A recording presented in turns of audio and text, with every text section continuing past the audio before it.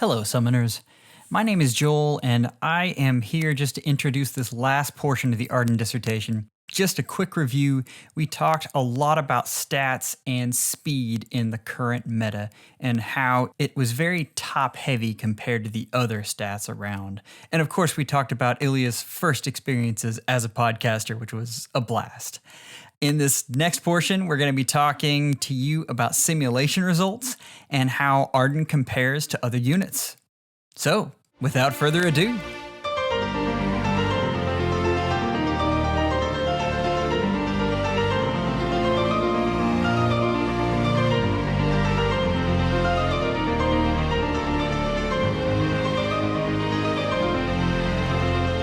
all right, so we've talked a lot of numbers. I want to steer us in a little different direction now. And I'm just going to keep this question simple because, well, how do you feel about Arden's Refine now that you know what it is? I had a lot of things going into this that I was really hoping for. And for those of you who do not know, I have a plus 10 Seth. And when I heard he was getting refined, I was so happy. I'm like, oh my goodness, finally, he's not going to be bad. He's going to be good. And then they gave a silver bland, and it was just soul crushing. And I've almost not used him since then because I just can't handle how bad it is. I was so afraid they would botch Arden's Blade somehow and make it be not good. I was hoping, my dream would have been something that negates enemy follow-ups would have been the best, or something to accelerate his cooldown charge. We didn't get that, but we did get something that I think is a very nice counterpart to that. We got, instead of making it so the enemy can't attack twice, you simply get to attack twice as often, which is great. Honestly, that's probably even better. I just didn't consider that as an option. And we don't get accelerated cooldown for ourselves, but we do slow the opponent down, and that is kind of the most important part. So I think his refine is really good. I think Omni Brave weapons are very nice. We have very few of them in the game. I think they're all stellar, but I think Arden's Blade is the best one. Speed -5, who cares? Attacking twice in both phases is so good. Because the quad Arden was my favorite thing back in the game, using Brave Sword and Follow-Up Ring. I thought it was so funny when I could one-round Ignis anyone. Unfortunately, running that nowadays is just asking to be killed by any mage who sneezes at you. But still, I think being able to have the Brave effect, even in the enemy phase 2, is so, so nice. And I had forgotten how good it was. Like how good it felt to have Brave Arden. So I'm happy to have him back. I think the conditional +4 to attack is super useful because his attack isn't very good, but if he hits that, he essentially has a 14 might Omni Brave weapon, which is stellar. Extra defense is nice. Slowing enemy cooldown is super good. Honestly, I'm entirely happy with this refine. I think there were some things I was maybe hoping for, and I don't know if that would have been better or not. All I know is that what I got is this, and I'm very happy with it. I think it's good. It's a great refine, and I like how I can have instant Ruptured Sky now upon retaliation, which I actually need to give him. I haven't given it to him yet, but I've really been considering it. I'm with you. I think this is an excellent refine. It's not Hector level, but it's really, really good. It is not Maltet. Arden's Blade is not Maltet, but honestly, it's probably my second favorite refine as far as at least armored heroes goes. Hector's Maltet was phenomenal. If we had gotten a Maltet level refine for Arden, I don't know what I would do with myself, honestly. I don't know if I could handle it. So I'm glad it's just this. This is enough for me. I'm happy. I'm satisfied. So the first thing I wanted to do was plug Arden into the simulator. And of course, Arctic Silver Fox, and the guy, mad respect, but he really took his time getting Arden's Blade into the sim. Joel was frustrated for an entire week. Every single day I heard about, when is Arden's blade going to get added finally? But it took him almost 2 weeks, which is funny because that's really not that much time. But when you're waiting for it, just refresh. Yeah. Joel, Nope. how do you think I felt waiting for the refine to actually drop? So immediately I wanted to plug him into the simulator, and I tinkered with this, and the best thing I found enemy phase wise was Ruptured Sky, which surprisingly was better than Ignis. If he's gonna proc that special, it's gotta be quick. Guys, this is the very best you can possibly get. Listen to his build. It's pure genius. I'm looking at it now, and I'm quite impressed by it. So, Well, keep in mind, summoners, the Arden expert here is not me. darn right, and don't forget it. But anyway, you've got Ruptured Sky, Distant Counter, Vengeful Fighter, Joint Drive Attack, and Fierce Stance. And so first thing I wanted to do was just look at this unit versus the hard list, because that's kind of, it's a great way to get that initial look at how good a unit is. And as far as enemy phase goes, he has 346 wins, 8 losses, and 21 inconclusives. And I'm so impressed that there can be any inconclusives after him walloping them 4 times with this weapon. I bet most of them are null follow-up units. Yeah, most of those units they're no follow-ups, and they're some kind of wind sweep or fire sweep, and then the really tanky blue units also give him trouble. Gotchery. But Valentine's Rudolph, if you think about it. But yeah, Gotchery too. Yeah, that's true. And then in the player phase, it's that same build, and all I did was swap out Vengeful Fighter for Follow-Up Ring. And he gets 333 victories, 18 losses, and 24 inconclusives. If you wanted to do Follow-Up Ring in both phases, he actually doesn't lose that much as far as he doesn't lose that many wins. And then you have a really nice dual phase unit.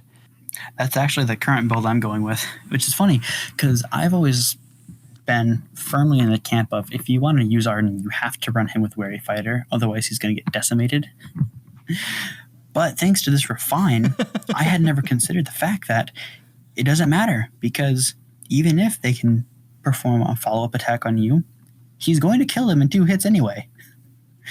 So it's kind of safe to use.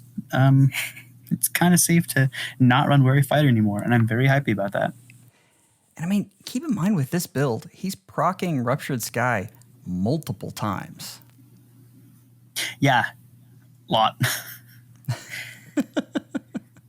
It's a lot of damage right there.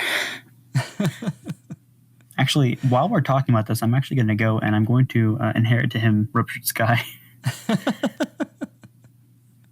Because I know I have a free female Byleth just sitting around. So, excellent. I mean, that's pretty exciting. But what I really wanted to know was, could you use him in Aether raids? Oh boy. Joel, take me through this. I'm excited. I want to hear how this went. But if the answer is no, please just spare my feelings somehow. Okay, let's just skip to the next one then. Aww. Don't be like that. All right, go ahead. So, I mean, obviously he's using Arden's Blade, and I put Soul on him to give him a few more interactions there. And then that same distant counter, Vengeful Fighter, Joint Tribe Attack, Fierce Stance. But it's the support that really sets him off here. And I've got him in Astra Season, Quad Mythic Bless, which you can do now. So he's Summoner supported. He's got Regan, Plumeria, Naga, and Altina. And then, of course, the 10 Dragon Flowers. And here's the really interesting thing about being this min-maxed. He is so easy to soak chills off of. Yes, that's true. So, I mean, Very like, good point. Light Shrine, he's only got 86 total attack plus speed. Which, as we all know, is not stellar. No. But that's No, it's because not. of the low speed. Which, cry me a river here, man. So I've actually included a 7 buff on every one of his stats, and it should be very easy to soak both of those shrines off of him with whatever support unit you have. And then I've got Plumeria using her spurs, and then so that's a +3 attack and +3 res, and then I've got an additional drive attack on her. And then she's the one who's ally supported.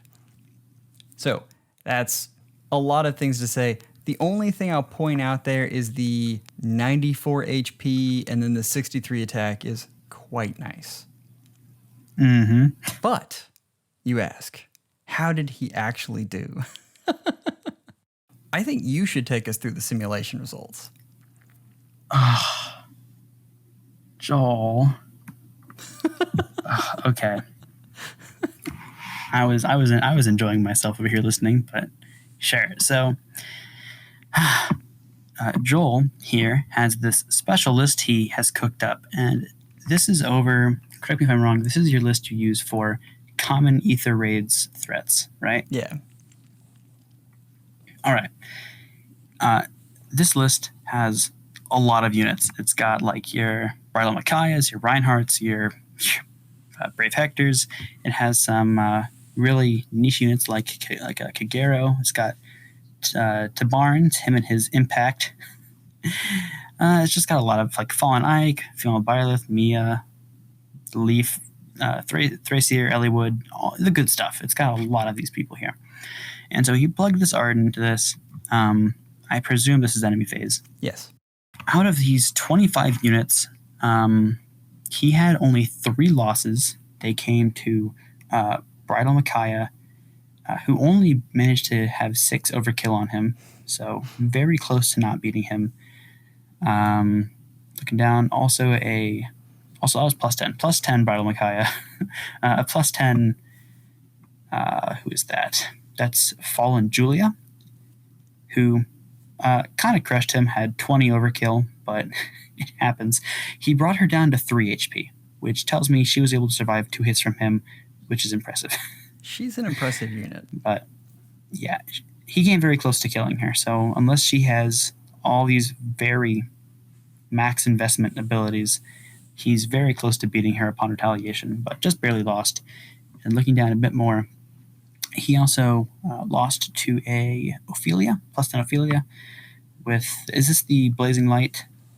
Does this count her special being instantly charged or no? This does count her special being instantly charged. It does count. Okay, I thought so. And she takes him out, but only manages to have 2 overkill on him. So both with Ophelia and with Bridal Micaiah, he's extremely close to surviving their hit and then killing them upon retaliation. And with Fallen Julia, he is unable to kill her upon retaliation, but he's close. He's only off by a few. So those are his only losses. He has 6 inconclusive matches. One was against Brave Hector. He's not going to beat well, actually, no. He's probably not going to beat a plus 10 Brave Hector. Malthead is just something different. I mean, he brought him down to half health. Which is impressive. He did do that. But also, that was while Hector was initiating, and he's vastly weaker in the play. He's much stronger when he's tanking. Hector does. I imagine if this was Arden attacking into Hector, it would have gone much worse for Arden. So I think calling that a tie is maybe a little generous, but I'll go with it. Also surviving him was a Tabarn, who once again has an impact skill. Brave Ike, Brave Ike is a different kind of monster sometimes, but he didn't deal any damage, did he? No. No, yeah. So Brave Ike survived, but he didn't scratch Arden. Arden still had 94 HP. And then the only other inconclusive match we had was against a Summer Byleth, who, listen, he didn't die.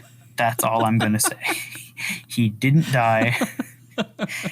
Even 1 HP is still alive. He survived with 1 HP. But this is a wind sweep, looks like. This is a wind sweep build, so he didn't get a chance to counterattack. Upon counterattacking, he's going to kill her. But at this point, he's pretty dead anyway. That hurts, but... That probably should have been a loss, but I didn't massage these any.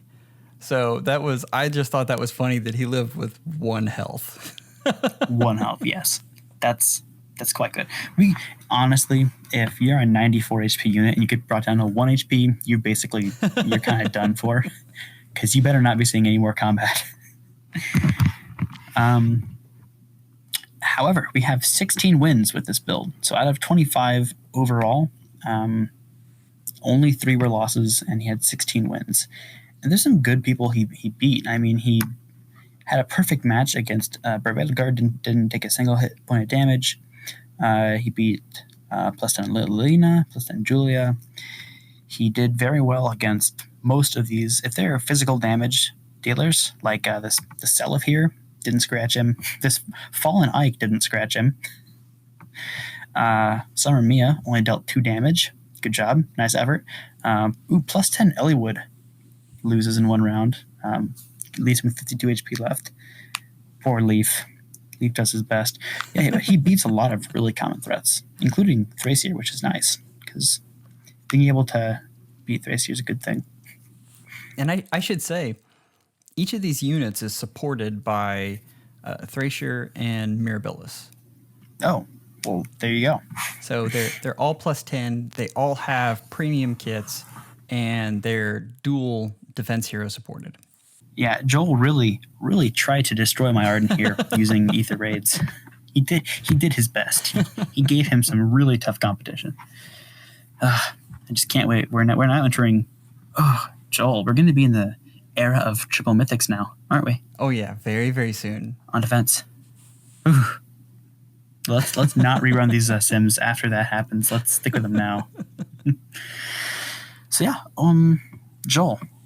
After talking over the build, which, would you believe it, I actually have this build right now. I have this build equipped. Well, actually, I have the one from the last one. He has Ruptured Sky on. Yeah. How do you feel he stacks up in Ether Raids? Oh, I think these are excellent results. Yeah. Let's be honest. They're here to hear your analysis of Ether Raids, not my analysis of Ether Raids. Essentially, to me, what this is saying is just don't use him against an IP team. Anything else, you're good. There we go. You heard it here, summoners. Arden is amazing on Ether Raids. That's it. End of story. So I wanted to move us from there and just talk a little bit about other min-maxed units. And we'll start off with the min-maxed units that you love the most, which are anything but speed. Anything but speed. You got me there. So you want me to go through some of my favorite min-maxed units? And I wanted you to tell us how you feel they stack up to Arden. Ooh, okay. Well, let's talk about the ones I've included, and keep in mind these are. I requested these, but the Discord is the one are the folks that actually submitted these builds. Yeah, huge thank you to the Discord server. You guys are very much just being the heroes every time coming through with these excellent builds. I think a lot of these units probably have hold up almost as well as Arden, but not quite. So I feel like Arden has something all over all these guys. I feel like the examples you collected are there's Deginsia, who's the Halloween banner dragon armor unit, Barbadelgard, who we all know and love and sometimes hate, Fallen Leon, and Duo New Year Alphonse, and also you included Jackal's favorite, whew, that's a unit right there. So I feel like some of these definitely have the potential to hold up about as well as Arden do. And for the summoners at home who can't read this, that's Winter Altina is Jackal's favorite. No, she's only known as Jackal's favorite on this podcast. I think some of them do have the ability to hold up as well as Arden. I feel like Winter Altina definitely can be Arden-esque. She has a lot of the same things going for her that he does. Ragnar Londite is quite similar to Arden's Blade. It's weaker. It's not as good, right? You're with me on this. Arden's Blade is just better. Arden's Blade is definitely better. It's just better Ragnar Londite. Dude, that's incredible.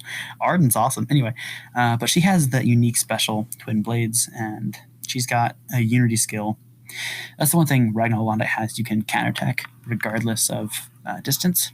So that frees up her A slot. Using a Unity skill there is busted. She can use Tempest skill, Odd Tempest and C slot, or any other ones like that. So she definitely has the advantage in movement range. But I think overall she doesn't quite have equal bulk, and I feel like her damage output might not be as rawly powerful, as oppressively powerful as Arden's is. But I feel like she's a very similar unit. I feel like if Arden came out in 2021, or I guess December of 2020, and he had actual resistance, he might have looked a lot like Winter Altina. That's a really incredible unit. I'm so sad I didn't get her. She's the only harmonized hero who I haven't gotten, who I've been very disappointed I missed. And I completely agree with you on this unit. I actually, when I was trying, I didn't know that that Arctic Silver Fox was going to get us the Arden Blade before this episode hit. So I was trying to massage Altina into functioning like Arden within the sim. Ooh, that's a fun mental picture. It did not work. It went horribly. Well, I also feel like Brave Edelgard is... she's like a diet Arden in some regards. Against magic, she's like Arden on steroids, but against anything physical. That's such a bold statement. Diet Arden. Not against magic. Against magic, he tips his hat and bids farewell. But when it comes to raw tanking ability, I feel like he has an upper hand there. She has better survivability, though. Listen, in case you had any question as to how much he loved Arden, he just called Edelgard Diet Arden. And this is the part of the show where I inform all the summoners I was able to find a build for Arden that was able to tank Bridal Micaiah at max investment, highest attack possible. He was able to tank her, and that is impossible for Brave Edelgard. So Arden has downright vastly superior physical capabilities, and he was able to tank an oppressive magic unit that even Edelgard couldn't. So I don't know. I call that diet. I say the things that need to be said that no one else is brave enough to come out and say. That's the real elevator pitch of this episode.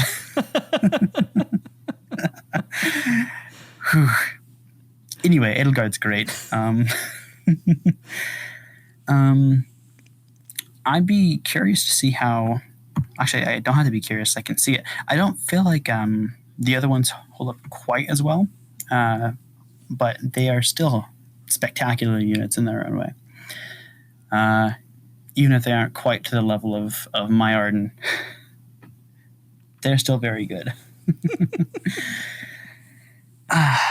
I was disappointed with Fallen Leon and Duo Alphonse. I thought they were going to do better in the sim, and I think what it comes down to is they both have their areas that they're good at. They're really good at. Alphonse's base kit is almost perfect. It is. It's so good. Did you run these sims with him having his charged up special? I did. I went ahead. Okay, I thought you did. So none of these simulations have their supports. Like each of these units, the builders gave them specific supports.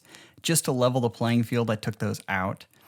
But the only change that I did make was giving Alphonse his charge. because it's a duo skill. You can just tap a button and give him that anytime you want. Yeah. And it's such a pivotal part of his kit. So the biggest thing about this list of units, to me, is how old Fallen Leon and Duo Alphons are. And I still think they hold up very well in the meta. They definitely have their they definitely have their niches, but I think what they do very well. And it goes back to what you were talking about having a definite playstyle. You don't really question how to use these units. They do a task, they do it well, they still do it well, even after they've been around for a while. The exception to what you're talking about is Deginsia. And he does fairly well in the sim, but all of these other units, they are meta-defining. You don't see a lot of Deginsia around. And I was wondering if you had any comments on that. I have two thoughts on this. The first one I was thinking is that compared to, well, let's see, 4 of these 5 units are seasonal. And Altina is like new and shiny, and she's awesome, and everyone's using her. And Fallen Leon and Duo Alphons have been around for a while. They've been on multiple banners. I feel like there's a lot more access to them. And of these 5, Deginsia is the only one. He's really only been on one banner. He's 5-star exclusive seasonal, and he doesn't have a preferred weapon. And so that really hurts what I was saying about having a well-defined playstyle. He really has to rely only on his stats because he can't really get any unique skills. And that's definitely a big reason why I feel like he hasn't really caught on as much as the rest of them. I think that if I had to actually say the single biggest reason I feel like he is not more present in the meta, it's because if you think back to the episode where we birthed the term super bone, you said you didn't like Deginsia. And I believe everyone heard that and said, hey, this guy must be bad. Let's not use him ever. So personally, I feel like you can take credit for that. You're the reason he's not more popular. So there's my answer. There's my explanation. Well, I mean, especially looking at this group and even comparing him to Arden, there is just nothing special about him. That is very true. He is a ball of stats. Not to mention dual weakness to dragon and armor, which you really can't throw a rock in Fae without hitting someone who's effective against dragons and armors. So all that being said, though, I mean, just looking at his results versus the hard list, 323 victories, 23 losses, and 30 inconclusives, that's still really respectable. Very much so. So I think all of those units hold up. I think they reinforce your point quite a bit. Well, I just want to take a quick pause and just say I'm so impressed that we have units like this who are able to do so well in the less dominant phase. You know, it's really easy to be a well-functioning player phase unit. It's so difficult to be a viable enemy phase unit because the player phase is just so strong. Surviving, direct attacks is just not something that a lot of heroes can do. So I'm very impressed by all 5 of these just by virtue of they're able to get very good results. Even with the 2 who didn't get so good results, they still have niches where they perform exceptionally well. I mean, for enemy phase units to be able to do this, I'm so impressed. Now go on to the part of this I'm going to hate. I'm ready. Well, the one other thing I want to say, and Ilya and I talked a lot about if we could possibly include skill power creep. And the hard part about that was just quantifying it. That's a really hard thing. You can easily say the number of skills that help the player phase is higher than the number of skills that help the enemy phase. But putting some sort of quantification on that and how much better they are, it's just difficult to do. But what I will say is in the enemy phase, just right off the bat, you have to blow either an A skill or something special that your weapon does on either DC or close counter. And that's yet another disadvantage that enemy phase units have. So the next thing up, I have collected a set of units that, of course, the Discord has built. And all of these are speed min-maxed units. So they have dumped as much as they possibly can into speed. And I wanted to hear your thoughts on these units. My first thought is that why didn't we include Jackal's New Year Caden? You want to talk about speed? That guy had like mid 80s. My goodness, that's incredible. We should have included that guy. That is a unit right there. I mean, I said I included good builds. Ooh. Oh, that was raw. That was... Joel, a storm's coming, my man. I'm... Good luck. That's all I gotta say. All right. So, yeah, my opinion on these fast units. So, the high-speed units that he included, you can't talk high-speed without, of course, Freya, the speed queen herself, base 44. It's silly, I know, but it's the truth. There's her. There's... don't tell me. What's seasonal? That was Halloween. That's Halloween Tiki, right? The harmonic one? Yeah, all right. Halloween Tiki. Good. There's Young Sita, Ninja Lin, and Summer Byleth. Wild times we live in. All of these units did really well in the sim, but none of these are more than a year old. I mean, looking at these, Freya's December? Tiki was October. Ninja Banner was fairly recent. The oldest one here is Young Sita, and she was May? Yes, I believe March. March. There we go. I know things. The thing about her, she's just rare. I mean, she is. She's a different kind of special. That feather sword is bonkers. It really is. That's a crazy weapon, and that's actually kind of a thread here, just with all of these. Is maybe not to the extent of Sita, but they all have these weapons that just make them gods in their face. There's a very clear bias that IS has. Something to me is I feel like there are a lot of units you could have chosen for this. For the enemy phase ones, there really aren't a ton of enemy phase units who can perform at this kind of level. But I bet you could come up with 10 or 15 different heroes who we could get some impressive simulator results for player phase. It's just so much easier to build player phase units than it is enemy phase units. And a lot of them do really neat things. Like we could sit here and talk about Ninja Lin, who has, self-dance. But then, Dual Byleth has Desperation without an HP requirement. Yeah, she gets to attack twice for free. Yeah. Sita has being effective against almost everyone in the game and being able to attack first.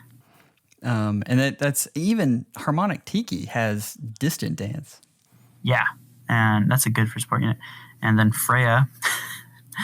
Freya. During Freya's bonus season, I know that my defense is just going to lose. It unfortunately happens.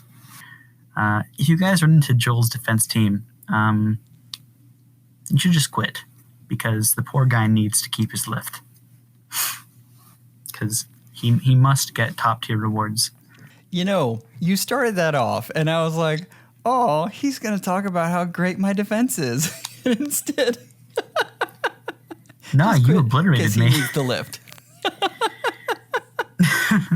Listen, Summoners, abandon all hope, ye who enter there. It's not. If you find yourself in the clutches of his odd tempest leaf, whew, let me tell you what. You're going to have regrets. You're going to have a bad time. There we go. Happy now? So that was much better. Pulling us back around, though, I have to ask, if I gave you the opportunity right now to trade in Ruptured Sky plus 10 Arden, and who I would currently running. I would trade you Ninja Lin.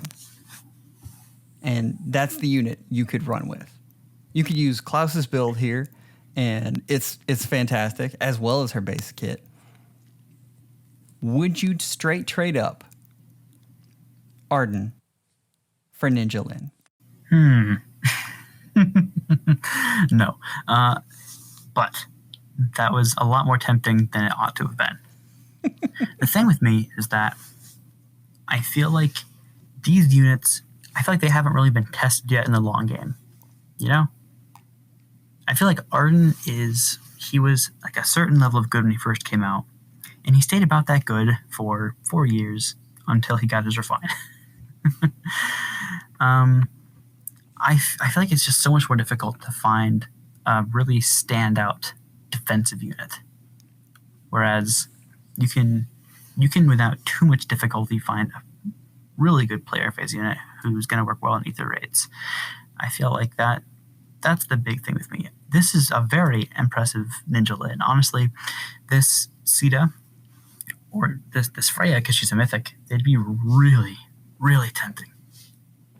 And I would, if I knew, hey, if you do not spend orbs for a year and you just save orbs, you can get this, I'd be like, okay, I'll do it. Because these are really stellar units here. I mean, look at these simulator results.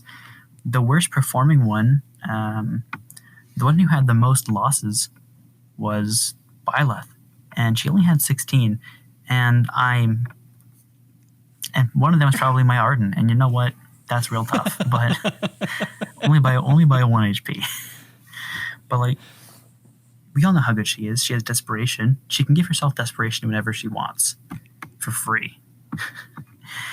And like this Freya, this Tiki, this Sita, they all had 5 losses or less.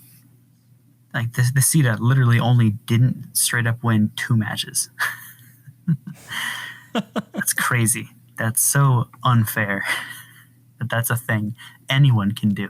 But I feel like all in all, I just really appreciate the fact that I can go into a map and if I want to, I can, like here's a little anecdote. I'm currently at 45,000 points on Tempest Trials. It's been running for about a day and a half. And that's because I can go to, one of the highest, I can go to Lunatic difficulty, and I can just auto battle with Arden. And you can't do that with any of these people because they'll kill someone on their turn, and then they'll die next round when someone attacks into them. I gotta be honest. You had such a good argument. And then the thing you nailed it home with was, I can't auto battle with these units. Listen, all I'm going to say is Gaia was right in the beginning. He had me. I like knowing that I can go into a map and anyone there who uses a bow, a dagger, a sword, a lance, an axe, or beast damage will not scratch me. That's so nice. All right. I'm going to move us on from here. I do have to say a quick thank you. I know we didn't read off you guys' builds, but we did definitely use the results in the sim. And they are incredible builds. They are phenomenal builds. And that's thank you to Klaus, Moon, Mori, and Conquest. You guys are awesome. You are always coming through for me when I need stuff. I appreciate it. So I've got a few wrap-up questions here. But the first thing, you talk a little bit about how a speed emphasis is something that you can't get on board with now, but there's a possibility that you could see it be good in the future. What would that take? Like, no matter how good speed gets, you're always going to have the problem of there's a sweet spot. there's a sweet spot, not even for each unit, for each battle, for each individual engagement. You always want to hit either exactly 5 or exactly 10 higher than your opponent for your active speed. And I think that's just impossible. You can never have the exact right amount of speed in every situation. And I feel like this is a great quote that I heard in a Phoenix Master video where he said, you need to future-proof your units because speed will keep climbing.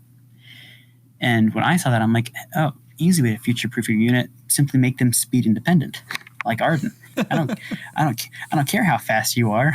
I'm still going to quad you. And I'll proc Ruptured Sky twice. But future-proofing your units is the neat idea where you have to plan ahead that eventually the day will come where your speed will probably be really good. It'll be exactly what you need, but then after that day, it's going to be a little bit lower than what you need. And it's a problem. And I simply think just based on the nature of how the game works, you'll never really have a time when you'll have that nice speed sweet spot where you'll always have the exact right amount of speed. Because unfortunately, every unit you're going to run into has a different amount, and the perfect amount to beat them, just you're not always going to have it. No matter how good speed emphasis gets, I think that'll always be a big flaw it has. I think that's kind of it's a limiting factor that it's just impossible to circumvent. But I do think they've definitely taken steps to make it better with skills, with higher, with better, more intelligent stat allocation. There are definitely some higher speed units I can get behind in more modern era, but I think it'll always have those flaws. So this hasn't been released yet, and this was only in the Discord, but Gaia 1. Arden did actually drop down to B tier. Summoners, this was by my decree. This was my decision. I simply saw that as he was, we might have some more competitive units who we could put into A tier and S tier. This was pre-Arden's Blade. And I was being generous because the people simply disagreed with me, and I wanted to let them feel like their opinions were valid, even though they were wrong. I'm a benevolent deity. That's all I gotta say. So, I would like to hear your push to get Arden back in to A tier. Well, the easiest push I can make is that I just, like, half an hour ago DM'd Maury that if the tier list gets updated again, Arden has to go back into A tier. That is that's my easiest way of saying it. That I gave the command at 11:56. It's currently 12:22, so less than half an hour ago. I decreed it to be thus. But I think it's true. Like, it's true, darn it. Arden's Blade is good. He has Omni Brave weapon, and he has a personal skill that says, hey, I will always attack you 4 times. I don't care how fast you are. I don't care what skills you run unless you're running Wary Fighter or Null Follow-Up, in which case I will still double you. I'll still have a Brave effect at least 1 time. And I'll probably kill you. And I'll hit you with Ruptured Sky or Ignis for 40 extra damage because I can do that. Arden, he has a lot going for them. His super high HP is really undervalued. He's so hard to kill. And thanks to his weapon refinement, I would say Arden's biggest flaw wasn't his low speed. It wasn't his low res, not by a mile. It was his middling attack. That's what I thought. I thought his honestly, to me, his combat performance offensively was my biggest critique of his, because like tanking is nice, but he really struggled to actually defeat his opponents. And thanks to Arden, like his new refine, it's now so much easier. Like, my biggest complaint against him is now totally gone. His combat potential is staggeringly better than it was before. So to me, the only weakness of his you can't circumvent was his attack, like his damage output being poor, and boom, we've circumvented it. I definitely think he belongs in A tier. In my personal tier list, he would definitely be A tier, not S tier. Sorry, that's too generous. That's too generous. For all the reasons you said, I would completely agree. I think you could make an argument for S tier. I would love to try, but he is a 165 unit with 1 movement range. So I know some people would probably kick back against that. 165 BST is not very good, and movement is yikes. Well, it's actually 169, so he does score in that 170 bin. Oh, well, there we go. Never mind. S tier. Easy. You're welcome, Maury, for me making your life easier. Dude, Maury, we're really making this tier list for you, which is ironic because he's actually been making it for us until now. Alrighty, last but not least, you talk about the purpose of this dissertation as a way to unearth units that aren't well known. And I loved this. You wanted to bring to light forgotten treasures. Are there other units that fit this mold like Arden? There are some people who I really think are in a similar vein. To me, to be like Arden, you have to be a really early unit who is sneaky good. That you're not really commonly thought of as being a stellar unit, but you really have a lot you bring to the table. I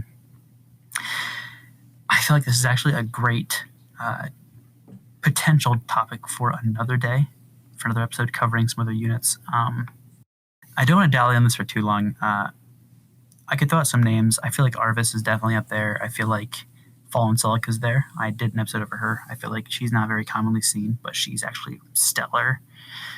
For all the reasons I hate Fury. Fury 12 or something like that.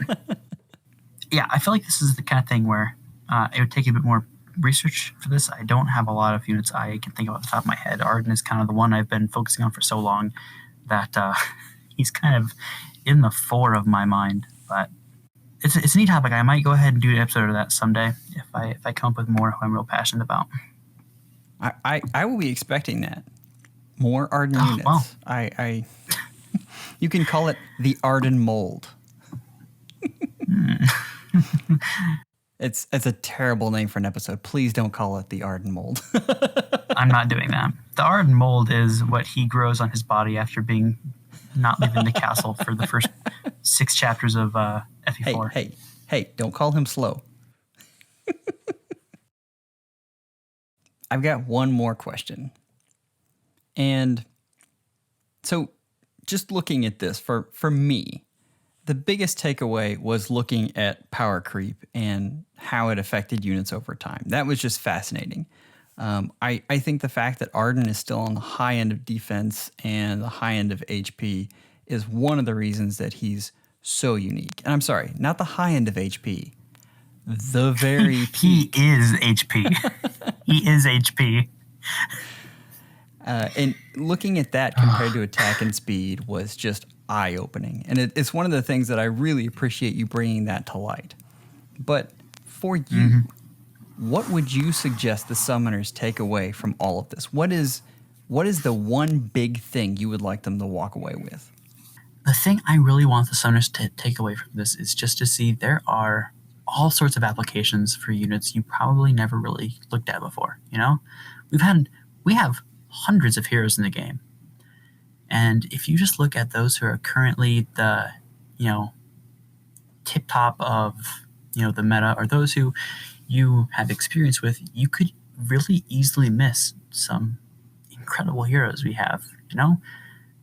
Arden is not someone who I ever heard people talk about for years. I've always used Arden. I always thought he was amazing, but until really Pawns of Loki came out. He kind of got ignored. But the thing is, he's always had these strengths. He didn't always have Arden's Blade, that's new. But other than that, he's always had the really high HP, the high defense. But until Pawns of Loki kind of revived him, he's never really been talked about very much. But that isn't because he wasn't this good. It was just because people didn't notice him. It was because they didn't really see his strengths and understand just how valuable they were. I mean, I've been walking into maps, PvE, PvP, whatever. I've just been having the entire enemy team just poke him and deal no damage. That's happened hundreds of times over the years. And that's something that I feel is really worth talking about, you know? Yeah. That's worth holding on to and recognizing for what an incredible thing it is in this game of hundreds of units. And there's this guy who no one really looked at, but who has such incredible potential and who's been hard carrying me for years. I just want someone to be able to recognize that it's about their vision. It isn't about conforming to the metagame or necessarily having, the very upper echelons in each game mode. Joel.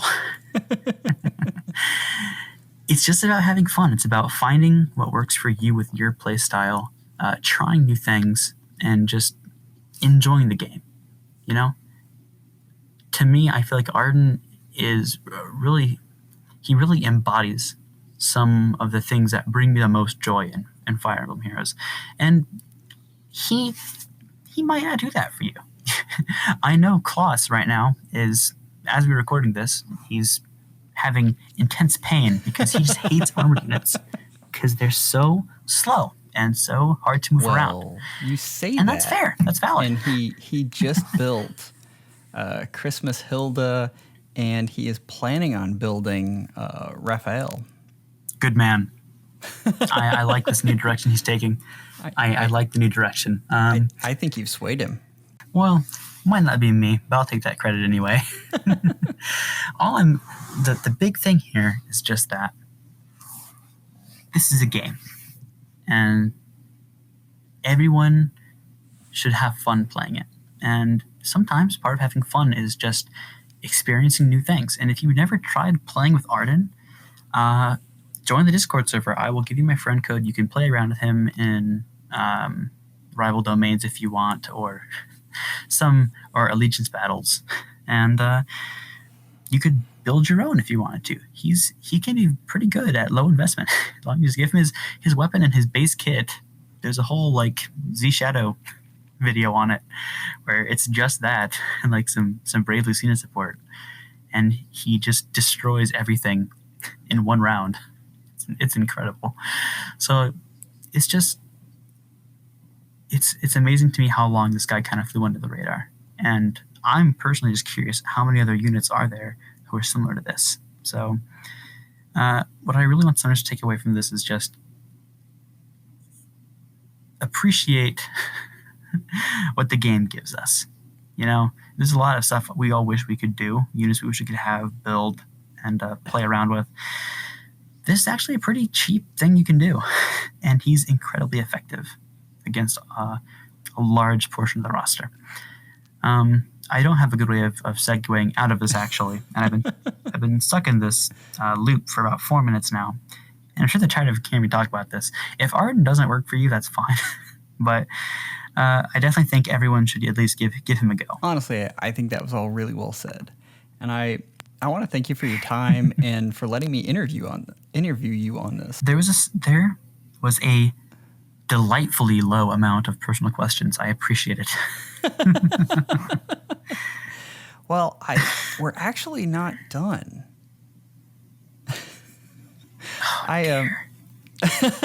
Oh no, Joel. When I speak, I regret. When I speak, I regret. I have one everything. more surprise for you. All right. Are you prepared? Lay it on me. Okay. I have something pre-recorded. Here we go. Hey, Ilya. I was discussing with the folks on the Discord about the community you've created and all you've done for us. And I was trying to put that into words. And the first thing I realized was I needed some music. Possibly an Ephraim theme. Ah, much better. Listen, I love all you've done for us has been absolutely incredible. And just working with you behind the scenes, I realize how much effort and passion you have put into this project. I appreciate it greatly. It has been so much fun working with you on this and seeing how much you love Fire Emblem. So this is just a little thank you from me and the folks in the Discord. Hey man, thanks for doing this podcast. You're a lot of fun to have around, and honestly, this podcast wouldn't exist without you. You are the heart and soul of this production, and we wouldn't have it any other way. Hey Ilya, it's Howdy. I just wanted to say thanks for making the FEHology podcast and the Discord. I really enjoy interacting with everyone and building new units and getting feedback and stuff like that. So yeah, thanks. Just wanted to say thanks, Ilya, for all the hard work you put into your dissertation. Sure, by now it's got to be perfect. And enjoy the Arden refine IS rewarded you with for your effort. Thanks, Ilya. Moon. I'm not good at any other way to say thanks, so just thanks for everything you did. Was that Klaus last and time? good luck. Hey, Ilya. Husky. Conquest here, and I'm recording this audio to say thank you. Because back when I first started Heroes, I only had Gaia to guide me, and he introduced me to FEHology. I was scared at first, That's a scary but place you made to it be. really clear that you were a nice guy. And I thank you for that. Really. Means a lot. Not to mention that the shows you put on, they're so funny. I've watched them, never fails to make me laugh. Thank you so much. You've really made my experience in this game one that I seriously will not forget for the rest of my life. Ilya, this is Amanda, Oh, man. Joel's wife. I just wanted to say thank you for showing Joel the podcast Thank you for ropes keeping him in incorporating line. him into a community where he can geek out about Fae, since I have no idea what's going on in that game, and I still don't know how many Big Macs an orb is worth. So, thanks, dude. Ilya Elder is an incredible man, a fantastic friend, and someone that I can always talk to no matter what time of the day it is. Someone I always enjoy talking to no matter what time of day it is. Ultimately, Ilya is just a really great guy. None of this podcast would exist without him picking up the slack where other people were no longer able to carry that burden. He's created a really great Discord community. If you are not part of the Discord community, you should come check it out. There's a lot of good stuff in there, a lot of good people to talk to.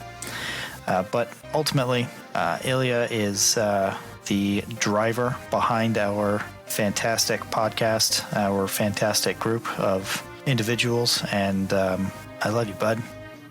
Well, I don't think I could say it any better than these guys here. Especially Jackal, whose audio was actually 3 minutes long, and I had to cut it down because, well, we just didn't have the time. Listen, you are valued. We recognize all the work you do. Thank you. Oh, man.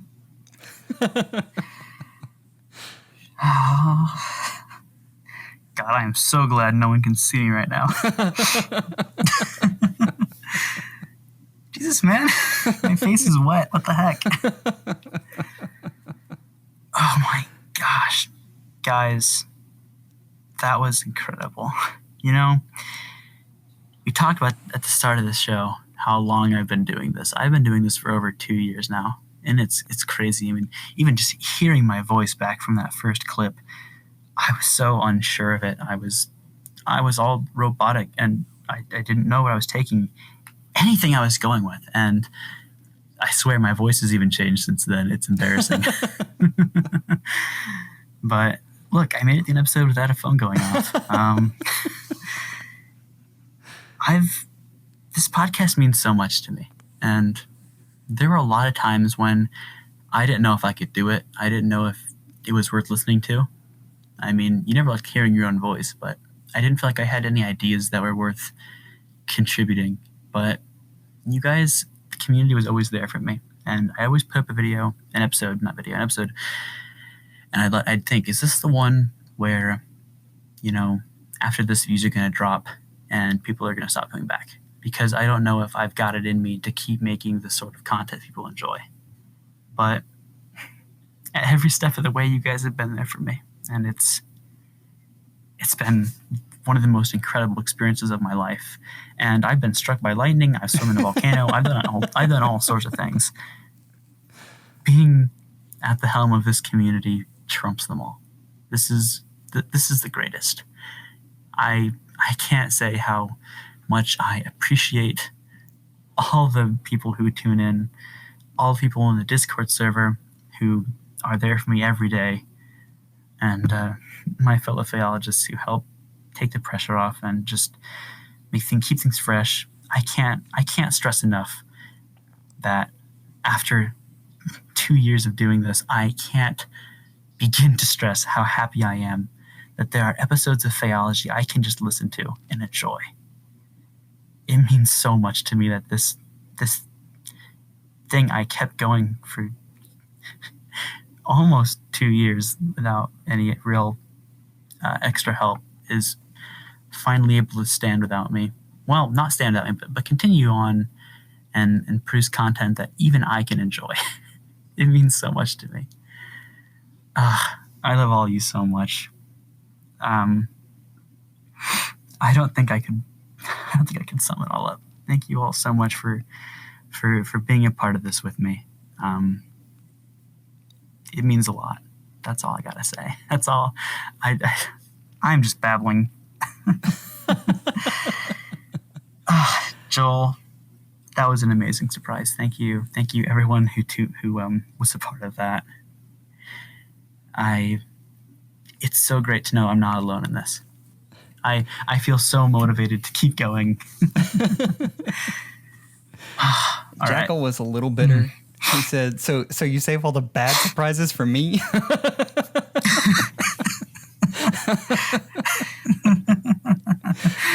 And I know you have more up your sleeve too. That's the funny thing. You know what? This is the best recording session that I've ever had. And even if we had cut out all of it but the last, 7 minutes, it would still be that. This was... I actually started crying, but no one heard that and no one saw that, so it didn't happen. That's what I'm going with. Thanks all of you so much. Thank you, Joel. So, episodes to come. Wow, this is the first time you haven't made me close it out. You're really babying me today. Thank you. Very soon we have another dating game coming up. So if you'd like to make submissions for that, by all means, hop into the Discord. As we've talked about, everyone in there is fantastic. Come join us. We love talking with everybody. We have so many things to talk about for the anniversary. I am pumped. The new Mythic banner's coming out. I'm also pumped. I have the episode over Veld and Sarah done. Probably not going to release that till after this one comes out. And with that, if you'd like to reach out to the show, you can do so through our subreddit at r/FEHology. You can email the show directly at fehology@gmail.com. If you'd like to chat, you can join the research and development server or direct message us on Discord, unless your name is Jackal and he insists on communicating through Twitter. Remember, you can send your voice messages through Anchor at anchor.fm/FEHology/message. If you'd like to support the show, you can do so through anchor.fm/FEHology for as little as $1 a month. Hope you have a wonderful day and schedule an appointment with your FEHologist real soon. Take care, guys. Take care. Strong and tough is good. I like that. But I'm begging you, don't call me slow. I love Arden's line so much. Ain't no way I'm gonna die.